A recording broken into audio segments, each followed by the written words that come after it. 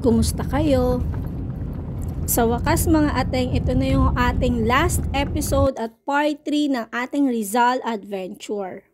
Dito kami ngayon sa Camp Datari. Searchable ito mga ateng through Google Map. Galing sa Kalinawan, mga 45 to 1 hour ang biyahe.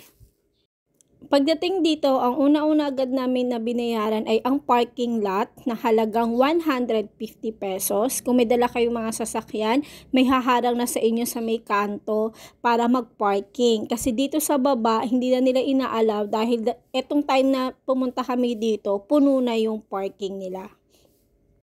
At dahil nga wala yung tulay dito sa ilog na to para makatawid kami doon sa kabila, gagamit kami ng itong balsa para maisakay yung tricycle.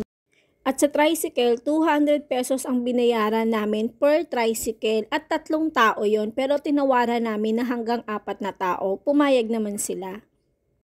At itong bansa na ginamit namin mga ateng, may bayad din siya 90 pesos at sisingilin kayo pagkatawid ninyo sa ilog na to. May mga naliligo sa ilog na to, kaya makikita mo na halos hanggang bewang lang naman yung taas ng tubig. Pero since nga na may mga dala kaming gamit, at isang grupo kami mga ateng, kaya mas accessible talaga na mag-tricycle kayo papunta doon sa inyong camp. Lalo na kung medyo malayo-layo yung lalakarin.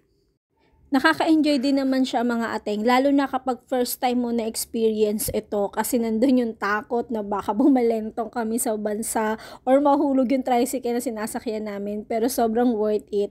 At dito kami nagstay sa Camp Silas. Ang ganda ng view niya mga ateng, sobra. Katapat lang namin itong napakalinis at napakalamig na ilog. Isang buong bahay yung nirentahan namin mga ateng at nagulat nga kami, akala ko second floor lang pero meron pa pala siyang third floor. Halika at itutour ko kayo, quick tour lang. Diretso na tayo dito sa second floor mga ateng. So pag akyat mo, ito yung magiging view mo dito sa gilid, yung katabing villa. Then dito tayo sa kabila. Ayan. Lahat to sa atin. So ayan, meron 2 bed. Siguro sa isang bed kasya ang 2. So, ito yung second floor natin. At ito, nagulat ako, mayroon pa pala tong third floor. So, pag akyat mo, ito yung parang attic yung style. Ito na yung third floor. Meron din siyang terrace dito sa gilid.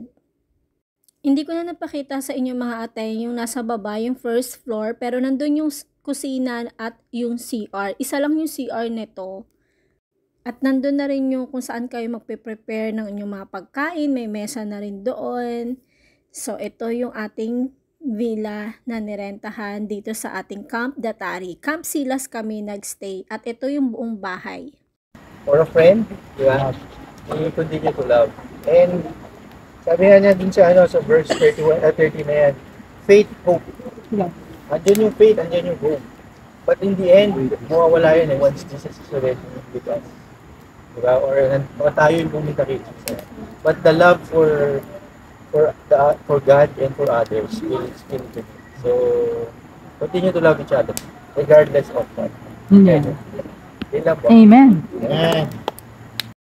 Isa ito sa tinitreasure namin mga ateng na makasama ang mga godly people or mga family namin in Christ.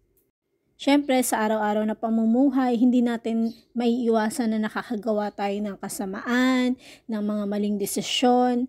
And napaka-importante na kahit papaano, i-relief tayo, masabi natin sa mga kapwa natin yung mga kasalanan na nagagawa natin na hindi tayo hinuhusgahan.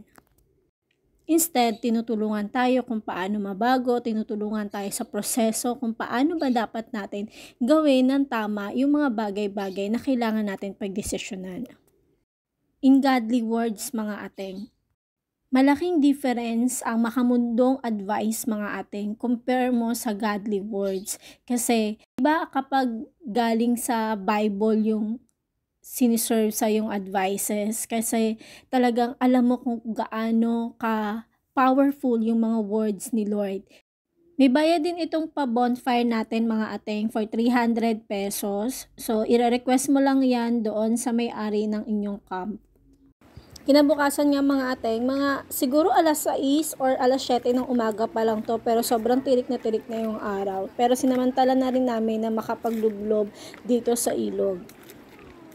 Maganda rin samantalahin ninyo mga ateng, lalo na kung kayo ay mag-partner, mag-asawa, or mag-boyfriend-girlfriend na makapagsolo kahit saglitan lang. Kasi syempre, diba, iba pa rin yung makarelief kayong dalawa, mapag-usapan ninyo yung mga dapat nyo mapag-usapan, or makapag-bonding kayo together. At ipapakita ko sa inyo kung gaano kaganda itong lugar na to mga ateng.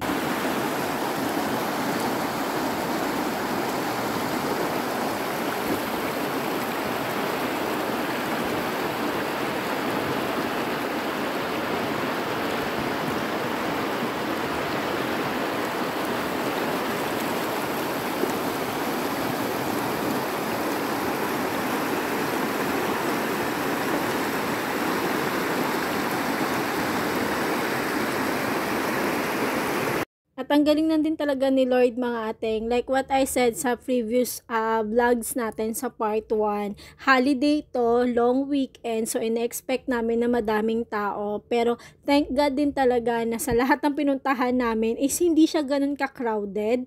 At hindi ganun kahirap yung mga pinagdaanan namin. Pero syempre adventure pa rin sa amin ito. Kasi nga first time namin siya ma-experience.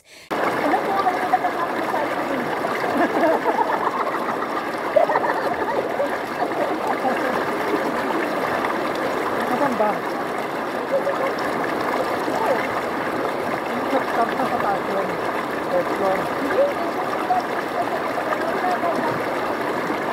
At ganito kami kabaliw ng asawa ko kapag kaming dalawa lang, hindi kami nauubusan ng kalokohan.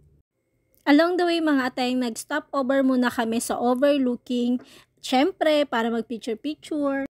At dito na nagtatapos ang ating Rizal Adventure at maraming salamat sa patuloy ninyong pagsuporta at panunood ng ating vlogs. At sana kahit papano ay makatulong sa inyo yung mga information na nasabi ko at magamit ninyo sa susunod ninyong adventure dito sa Rizal. Maraming salamat mga ateng. Babu!